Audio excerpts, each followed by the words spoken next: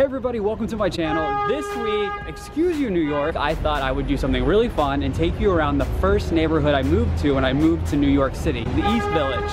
And I thought, who better to help show you this neighborhood than the person I moved here with, Tarl. I think you may be in it.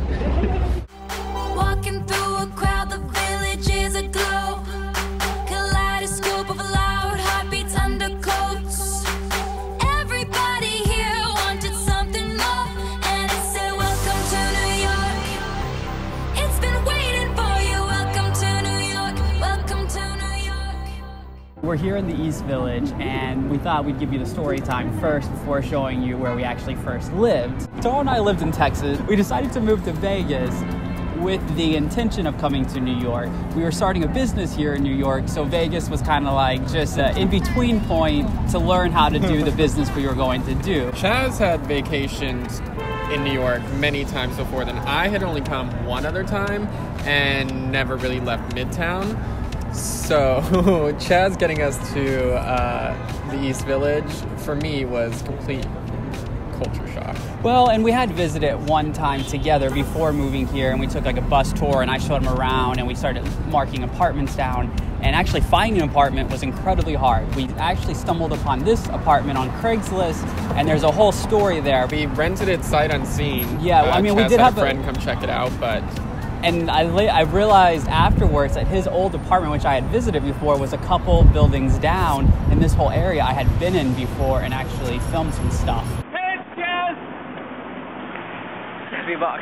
Glad we have a waterproof camera because it's starting to rain, so that's always good. So we were living in Vegas. I sold my car in Vegas. Tarl kept his car, and we drove from Vegas we condensed everything down to one car. We got rid of everything else, and then left that car in San Antonio, packed what we could fit in suitcases. We actually had, in between time, had sent boxes here via Amtrak. You can do that. Amtrak ships stuff. We flew here with just our luggages, and we flew into Newark. So we had to take a train into Penn Station, and then from Penn Station, I actually don't remember how we got here. It was December, the beginning of winter.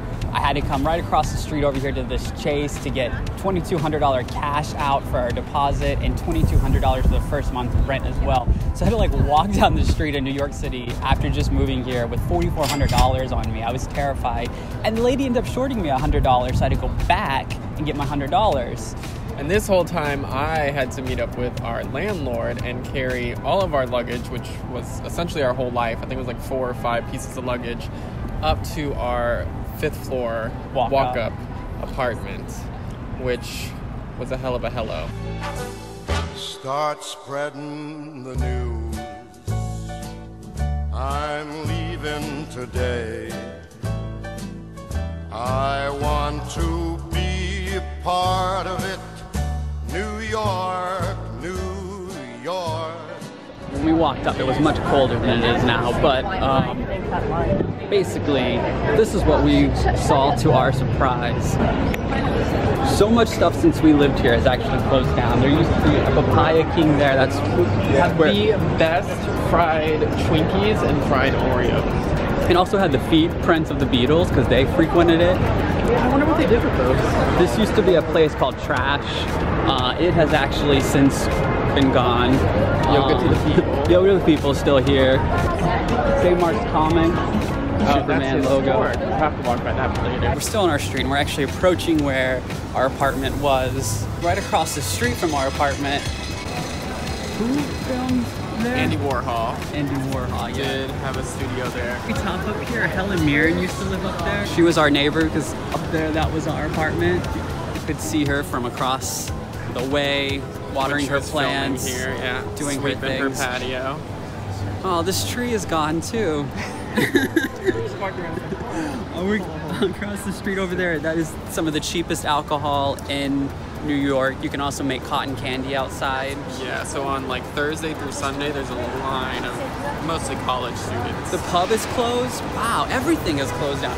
It's too expensive to live here. So this is actually where the punk rock got its start, and now it is completely transformed.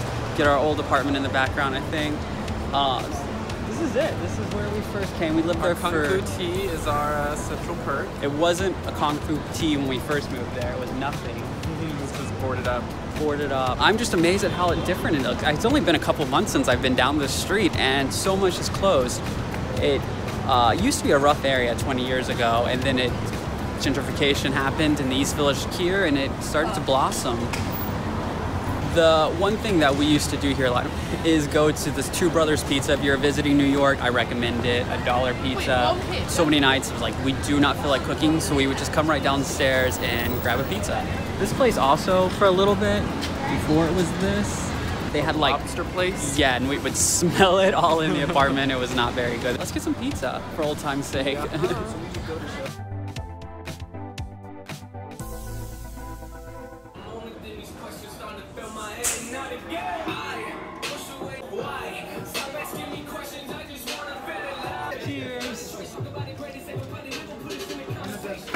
When in New York, you must fold your pizza and talk with your mouth.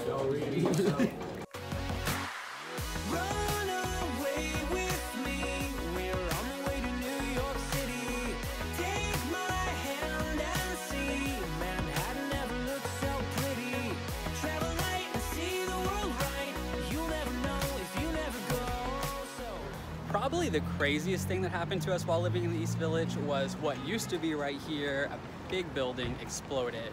And wow. Yeah, 3. If you look back there, our old apartment is one of the ones that you can kind of see back there, very hard to see.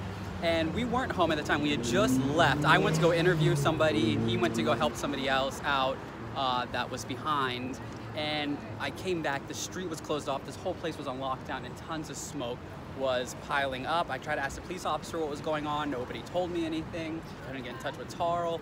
Finally, after wandering around trying to find a place I could wait, I found one of our neighbors who told me that our building thus far was okay. That's what she had heard from other neighbors. And it was this building that had exploded. That happened in 2014, and they still haven't put anything here yet. No. But you can. There was a boiler explosion that took out one of the buildings, and the other 2 had so much fire damage, they just had to be taken down. But on a happier note, some more fun things to see in the East Village now. The East Village is filled with cool, unique shops and restaurants. Crick Dog not only is a cool hot dog place, but it also has a speakeasy located inside, which you can access through a phone booth. After that hot dog, if you want something sweet, check out Insomnia Cookie. If you're looking for a cool brunch place, Mud Coffee has you covered. Where the Starbucks now stands was home to the Astor Place riots in 1849.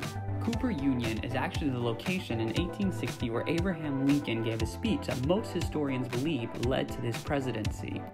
Tompkins Square Park was acquired by the city in 1834 and has a long history. For more information on all of these, see the caption below.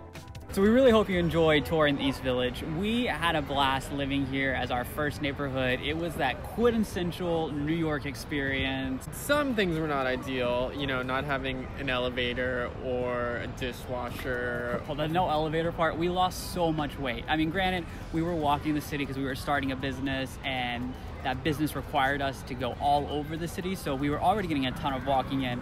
Plus coming home to a 5th floor walk up was crazy. Carrying groceries up that was crazy.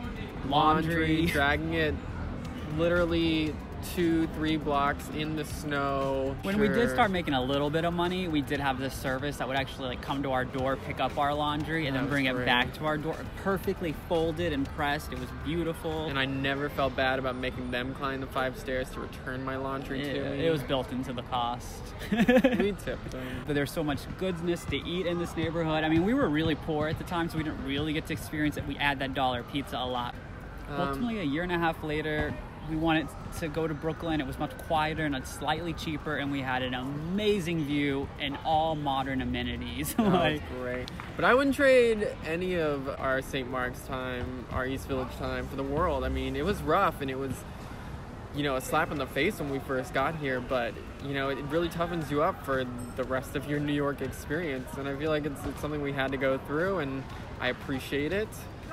Don't necessarily want to go back, like you said, but the neighborhood's just awesome. I mean, everyone's so eccentric, and you just walk out your front door and, you know, it's like a world of possibilities. You never know what you're going to see, who you're going to run into. Like, this guy walks this neighborhood every day with a cat on his head, this girl with a pigeon on her shoulder, people dress crazy, homelessness, everything.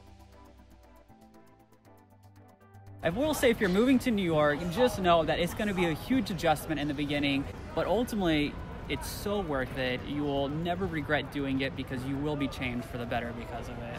And since I made it here, I can make it anywhere.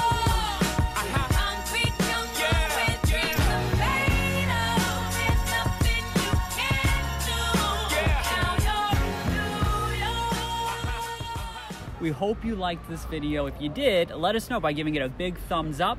Tell us if you have been to the East Village before, what your favorite neighborhood in Manhattan or anywhere in New York is. And most importantly, you do you, I'll do me. And I'll see you next Friday. I changed it all, always on my own. I'm